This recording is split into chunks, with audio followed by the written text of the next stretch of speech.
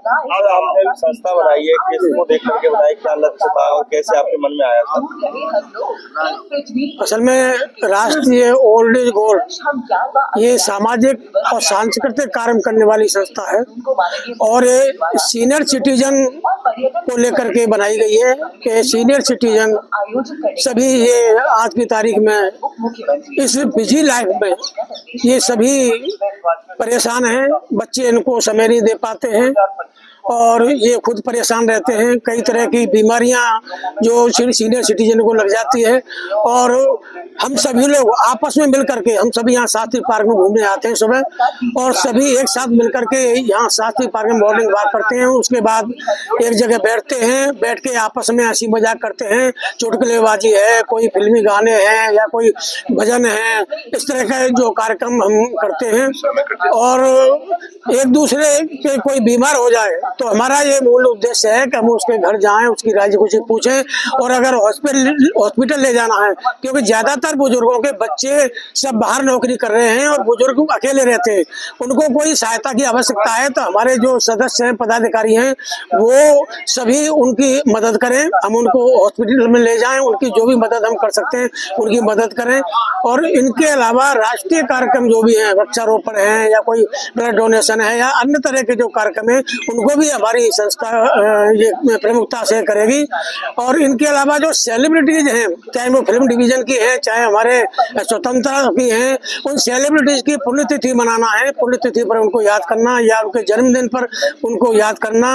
जितने भी हमारे कलाकार हैं, अभिनेता हैं, डायरेक्टर हैं फिल्मों के, उनको भी, क्योंकि हमें फिल्मों में भी रुचि है और हमारे जितने भी पुराने लोग यहाँ बैठे हुए हैं, ये सब पुराने जमाने में फिल्में देखने का बहुत शौक था, सबको शौक है पुराने गाने सुनने का और इस एंटरटेनमेंट से ही इनको लाइफ मिलती है। आज की तारीख में और कोई एंटरटेनमेंट का साधन नहीं है, घर में बच्चे अपने कार में बिजी रहते हैं, वो उनको समय नहीं दे पाते, लेकिन हम सभी लोग यहाँ मिल करके एक दूसरे की हंसी मजाक करते हैं, एंटरटेनमेंट करते हैं, एक दूसरे का सुख दुख पूछते हैं और उसका निवारण करने की कोशिश करते हैं। यही हमारी संस्था का मूल उद्देश्य है कि जो 50 साल से ऊपर के हैं और सीनियर सिटीजन है, उन सबको साथ लेकर के हम चलें, उनके सुख दुख में भागी बने, उनकी कोई समस्या का निदान करें।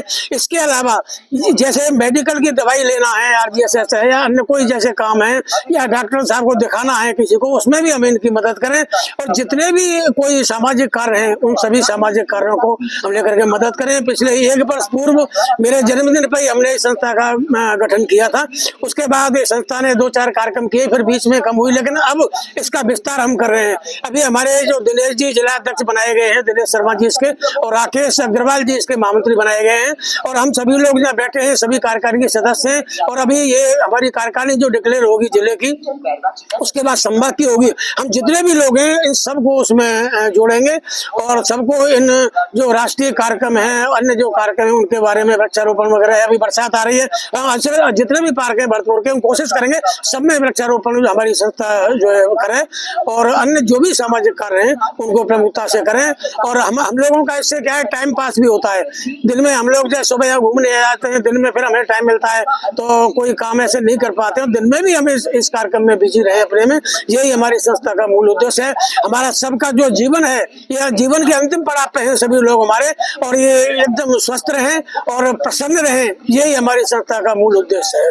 नाम सर? इंजीनियर जीवनलाल शर्मा, राष्ट्रीय अध्यक्ष ओल्ड एज गोल्ड संस्थान, पुष्प वाटिका कॉलोनी, भरतपुर।